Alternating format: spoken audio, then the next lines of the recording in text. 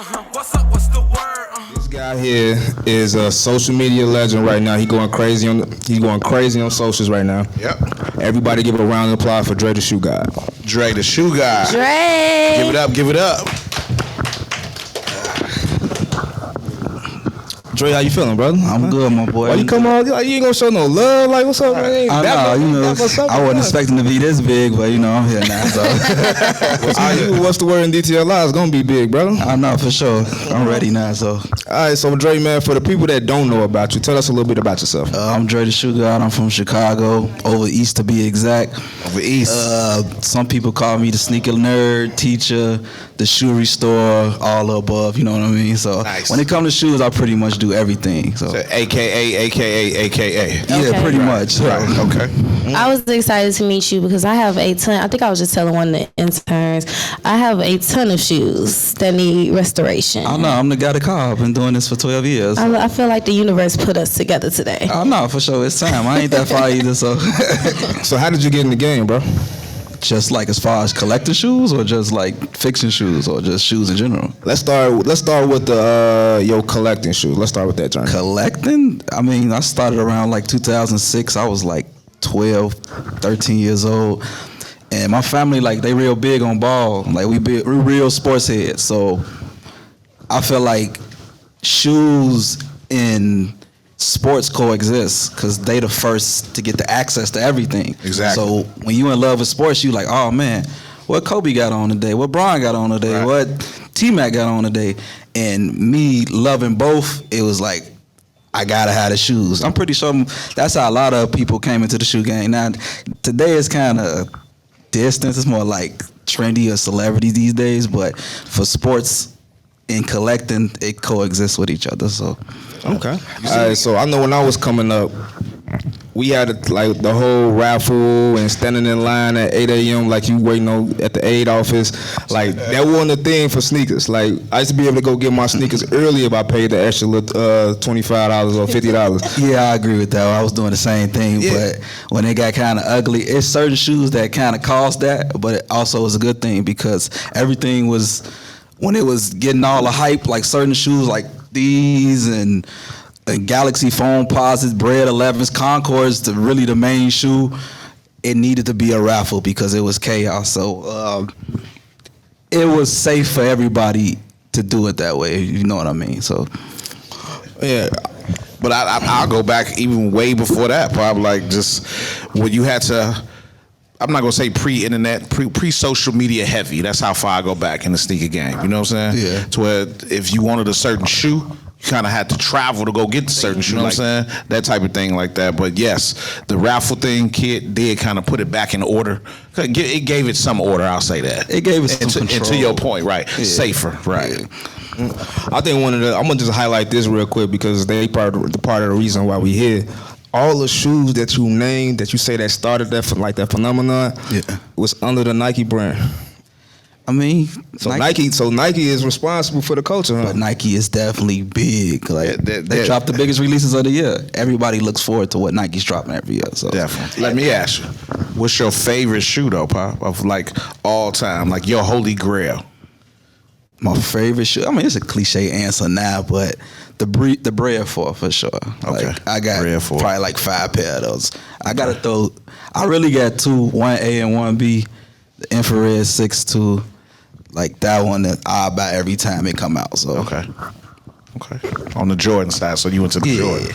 No doubt. So what are some of the latest sneakers that you've been looking at? I've been into like vintage stuff for the last couple of years. I mean, I've always been collecting vintage sneakers, but lately I copped the Nike Air Rays, something you'll never see every day. Mm-hmm. A lot of trainers, like cross trainers, such as like Diamond Turfs and stuff like that. Older Air Maxes, like Air Max Pluses, Air Max 95s. I've been into stuff like that because I feel like I collected every Jordan to almost come out, and now I kind of been on a vintage wave lately. So It's good. Digging in the crates. yeah, but the bag get deep over here. So Right. That's what it is. Taking it way back. That's what I did today. Like I went with the Air Max 1 no liner. This shoe came out 2008, something like that, like a while ago. Like I had to go and get it in it and just show it because one, I knew that wasn't nobody gonna have it all, and I know that's what you was thinking with them South Beach. Yeah, but I wanted to ask you. I'm surprised they still holding up. If you got them 2008, okay. Because I tell you from a restore's point of view, like they should have been fell apart. No, it's how you keep them. Like I've been one of those dudes where you got the shoes in the plastic containers, and then sometimes you keep the little packets in there. Okay, that'll definitely make them last longer for sure. Keep them in. So y'all teaching me something today. Like, let's go more in depth into that. So plastic container. What's this? Them little things. Like I forgot what they like the little silicone. I know something like that. Y'all got an Amazon link. Y'all can share something. Oh, the little packets. Yeah, they look like salt packets that come in your shoe. Yeah, like don't throw that away. Really? Keep it inside your shoe. Oh, I've been throwing those away for years. That's crazy. Nobody ever told me that. Oh yeah. Oh, y'all take care of y'all shoes like children. Y'all be holding the secrets, man. Okay. Okay, so let's get into that part because I did not know that little tricks like that help your shoes, stay fresh and hold up. Like, what are some other tips you can give us? Room temperature. Like, very important. Like, if you got a hot room of 80, 90 degrees, your shoes will likely fall apart faster than you know it. If you keep them in a 70 to 60 room temperature, they'll last longer. Because at the end of the day, shoes have a expiration date, which is about 10 years. After 10 years, they should be falling apart and the glue getting old, stuff like that. But keeping them in a nice room temperature, they'll definitely last longer. So add an extra 1 or 2 years in them. Yeah, because at the end of the day, Pop, it's leather and rubber. You know what I'm saying? At the end of the day, yeah. It's leather and rubber and plastic. Glue and exactly plastic. And so people are putting the shoe together. So you wearing it, eventually it's gonna break down. Yeah. Right. You ever tried to restore a shoe and it just wouldn't come together for you? It happens. It happens every day. I say a customer, I tell them look, this is a gamble. This ain't guarantee. So it's certain shoes that'll get that bad, and it's only so much you can do about it. So. Let me ask you, Pop, have you gotten into full customization? I've been doing that for about. No. I'm saying taking off the soles, sole swaps. I did it before, but I'm more of a painter. So Got you. I mean, that is going to the extreme, but painting is also extreme too. I can get down with the brush though. So hold on, you could take soles off the shoes and swap them for sure. Sole do it every day. We do it with wigs. Word. Chill out. you look at it, Pop, if you have the right tools of it, because putting the shoes together essentially is just a sewing machine, right? You get a last shapes the shoe and everything. You put the upper part together, like my brother said. It's you stitch it as glue, and then you putting it together. It just depends on what the sole is you put on it. Like if you wanted to, it might not fit exactly, but you put an Air Max sole possibly on a Air Force One upper. You know what I'm saying? You just have to bend it, wrap it around the last type thing, but it can be done. Oh no, you definitely got to experiment a little bit. I've seen it all over the internet. Yeah, dunks with Air Force One. Some people put dunks on Air Force Ones or vice versa. It takes some experimenting, but if you know how to get down like that, it definitely could be fun. It can be creative at the same time. But that's the whole point of customization. Yeah, make it your own. Yeah, that's interesting. I didn't know you could do all that. You learn something new every day. Hey, and now I'm interested. So if I wanted to get a starter kit for taking care of my shoes, what should I purchase? Oh no, you got AngelusDirect.com. They gonna give you everything. So that's the 23 is back for take care of your shoes? Yeah, for custom, for beginners. They give you a whole tutorials. Also YouTube, I got a million videos on there. No, what is it called again? Angela is back. AngelusDirect.com. Oh, okay. They got just the whole starter kit of everything you need as far as fixing and customizing shoes. So. Okay. Oh, damn, let's go learn something. Is that the little paint stuff? Yeah, it's a paint. It's literally leather paint. So I had tried to paint some shoes one time. See what happened was I skipped the whole tutorial. I just went to grab the paint and just started painting on my sleeve. You can't skip. You feel me? You ain't gonna make no money like that. You gotta No, I was just trying to do it for myself. Like, Hey, but you don't want to mess up your own shoes, or you gotta.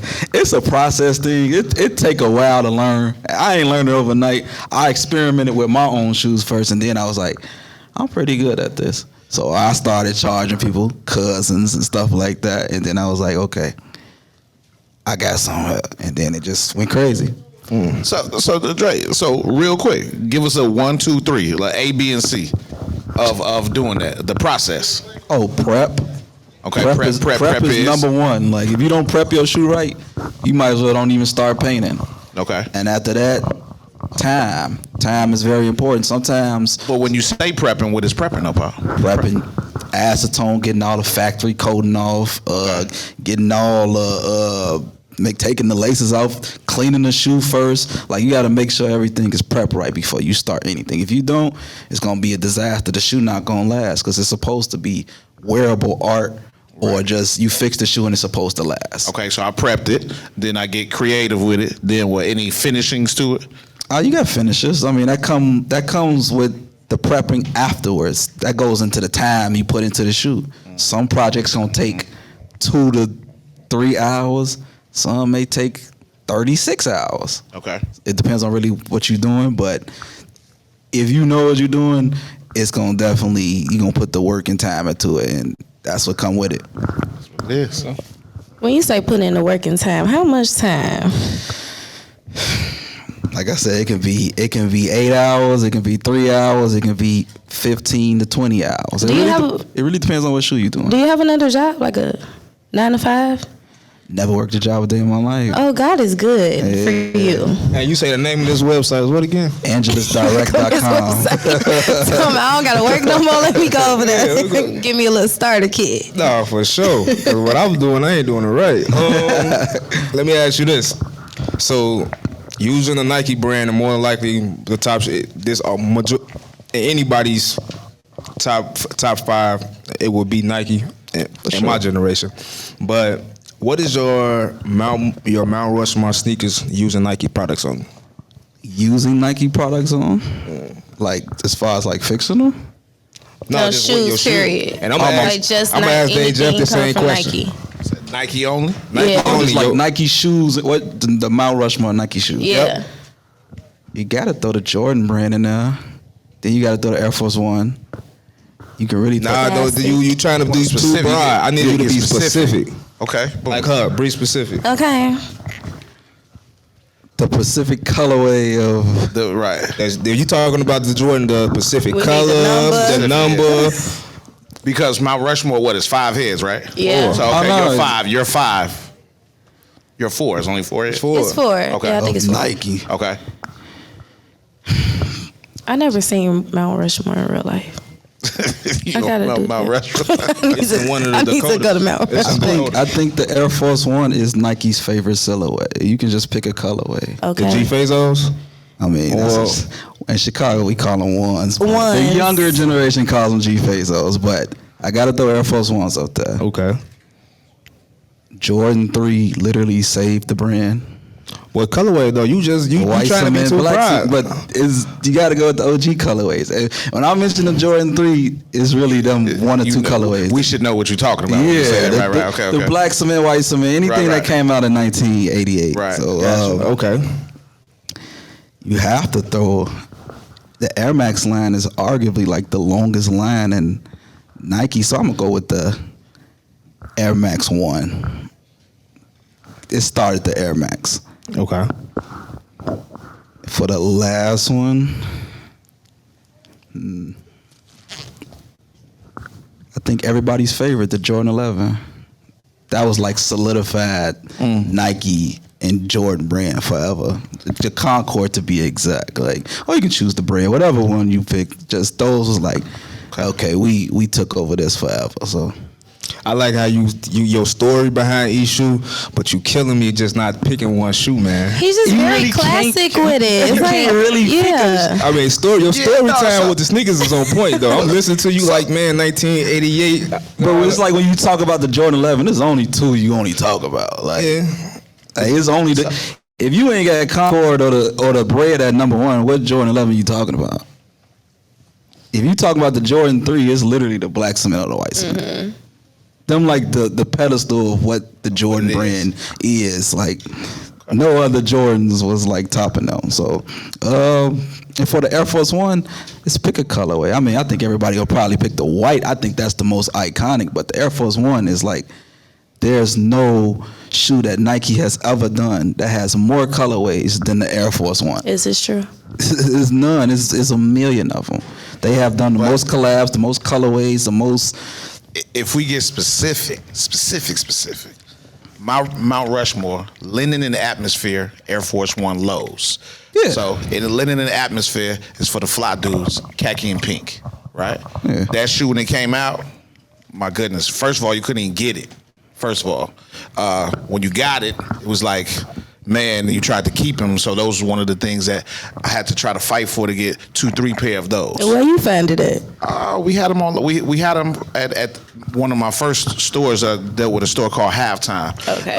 Buddy of mine actually went overseas to Atmos and brought back a lot of that product. Brought back Linen in the Atmosphere, Acorns, the original Wheat Lows, all the stuff that are coveted like for sneaker collectors now. So that's when I got my first two pairs. But then they dropped them again. So that's that. So that would be one of my first for Mount Rushmore. 2, see, I'm an Air Force One dude. The Stash High Air Force One night onlys, right? One night onlys. This is when Nike used to really get down with the influencers. Y'all, they flew a lot of us store owners and influencers out to New York and had an event for, I think it was the 20th year Air Force One or something like that. But the event was called One Night Only, and in that shoe they gave us this. High top Air Force One with that Stash there with the spray paint caps on it, and the shoes were numbered. It was only 150 pair for the 150 people were there. But that's one of my. Dang, so you knew what shoe you had. Oh yeah, let me get that. That's dope. Oh yeah. That's so dope. Let me get that. The OG Air Max 95.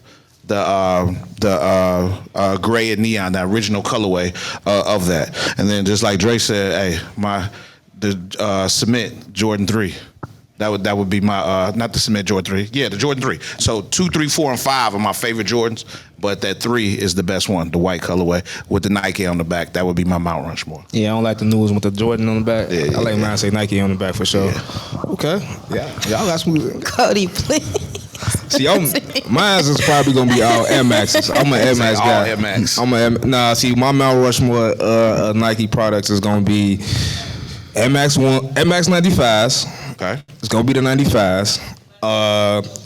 It's gonna be the Bo Jacksons. Wow. So Bo Jackson's one of my favorite shoes.